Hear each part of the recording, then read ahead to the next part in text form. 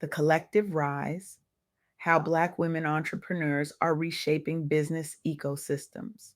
Thank you all for being here today. I'm truly honored to stand before you to share some remarkable insights I gained from interviewing Shakeena P, a visionary researcher and advocate whose work is transforming how we understand entrepreneurship in America.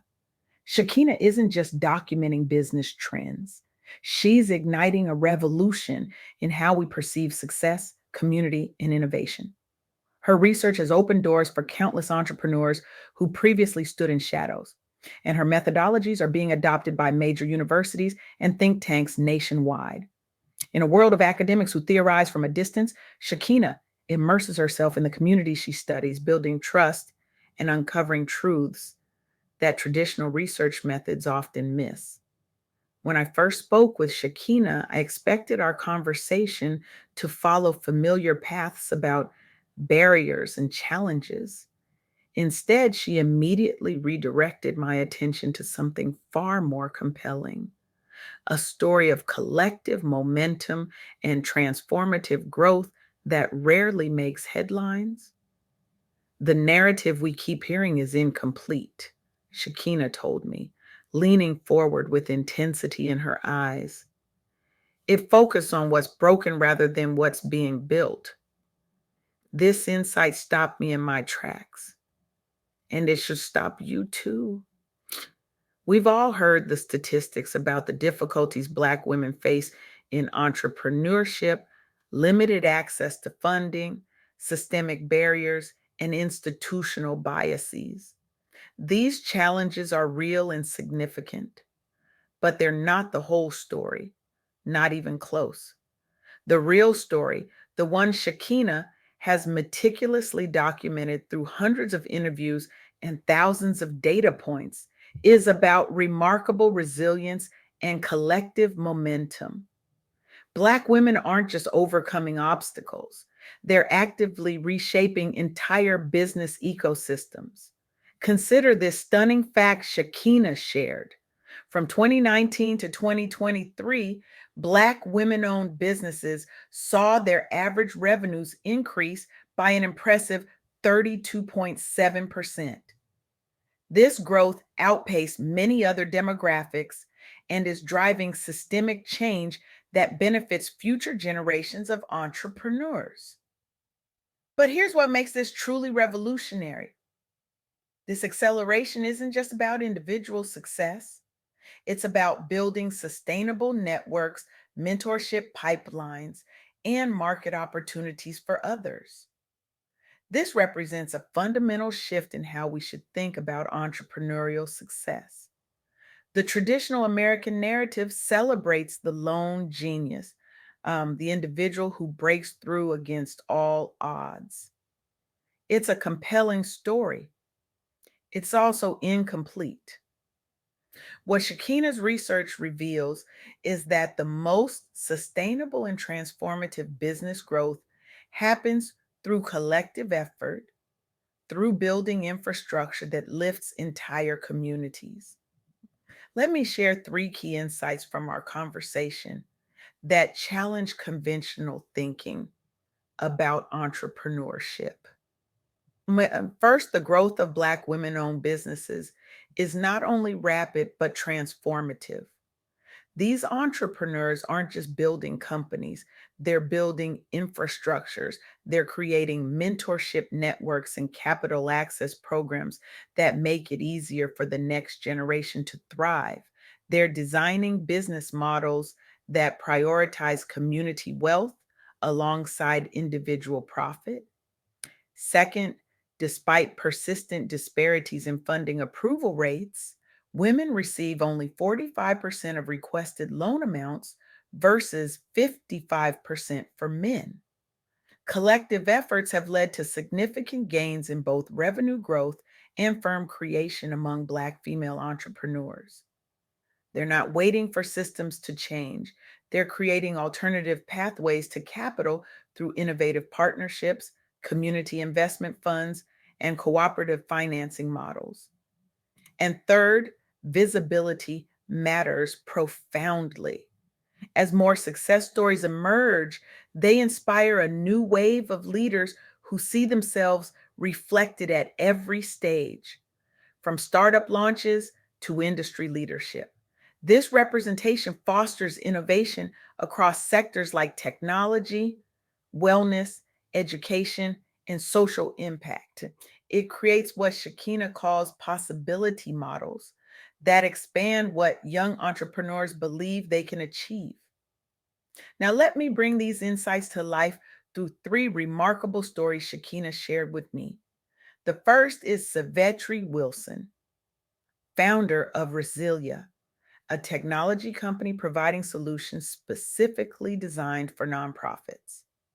Wilson faced significant skepticism from investors due to her identity as a young Black woman founder operating outside traditional tech hubs. I walked into rooms where no one looked like me, Wilson told Shakeena. They couldn't understand why someone from New Orleans would build technology for nonprofits. They couldn't see the vision because they couldn't see me. Rather than accepting these limitations, Wilson leveraged local support systems while aggressively networking nationally through accelerators focused on underrepresented founders. She refused to dilute her vision or relocate to a more credible city. Instead, she doubled down on what made her perspective unique. The result? Resilia raised over $35 million in venture capital, the largest Series B round ever closed by a solo, female founded tech company at its time. Today, Resilia supports thousands of organizations nationwide.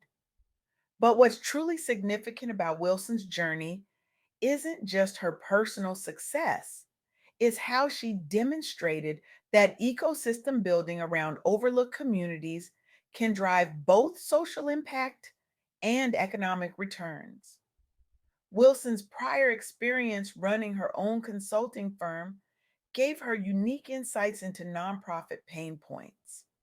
She built Resilia with these needs front and center, securing major partnerships with national foundations, rapidly expanding her team, and earning industry recognition as a model for inclusive entrepreneurship. Success isn't just about what I build, Wilson shared. It's about who can build after me because of the doors I've opened. The second story features Morgan DeBon, founder of Blavity Inc., now one of the largest media companies targeting multicultural millennials. DeBon struggled with fundraising due to a lack of representation among investors who understood her vision's cultural significance. Her solution? She bootstrapped early operations using digital platforms before attracting mission aligned angel investors interested in diverse storytelling voices. Today, Blavity reaches millions monthly across multiple verticals, including Afro tech, while providing career launching opportunities for emerging creators. DeBon's backstory is particularly telling. Frustrated by mainstream media's narrow narratives about people like herself, she left Silicon Valley jobs determined to build what we didn't see.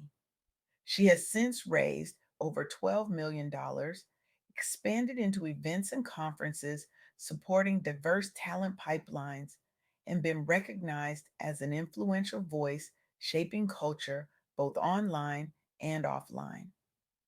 What DeBon proved is that scalable businesses can be built around authentic representation, and her success has inspired countless young professionals nationwide. But more importantly, she's created platforms where thousands of other Black creators can share their stories and build their own audiences.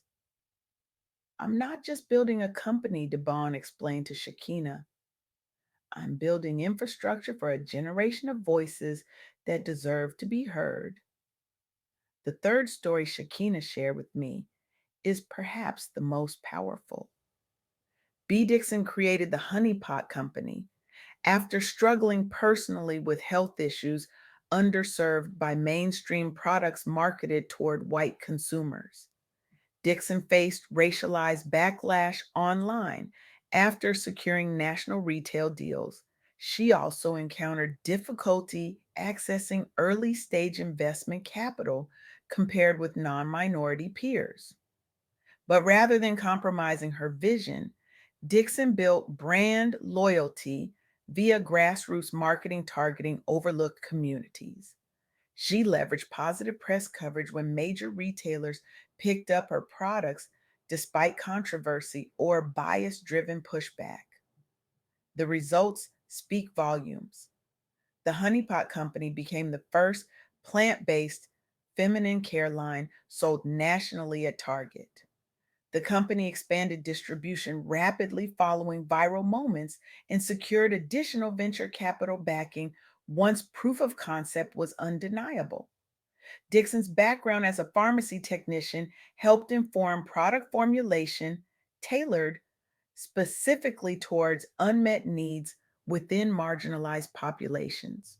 She maintained authenticity even under pressure, turning adversity into advocacy. Today, the Honey Pot Company has secured national shelf space at leading retailers, won multiple awards recognizing innovation and inclusion, and achieved significant year over year sales growth despite external headwinds. What Dixon accomplished goes beyond building a successful company. She set new standards regarding diversity and inclusivity within the personal care sector and paved the way for other minority led brands to follow suit without compromising core values or consumer trust. These three stories illuminate something profound about entrepreneurship that Shakeena emphasized throughout our conversation. The most innovative business leaders don't just identify market gaps, they transform entire markets by centering communities that have been historically overlooked. This approach creates competitive advantages while challenging industry norms. It's not just about surviving within existing systems, it's about creating new ones that work better for everyone. Now, you might be wondering why this matters beyond these specific entrepreneurs or industries.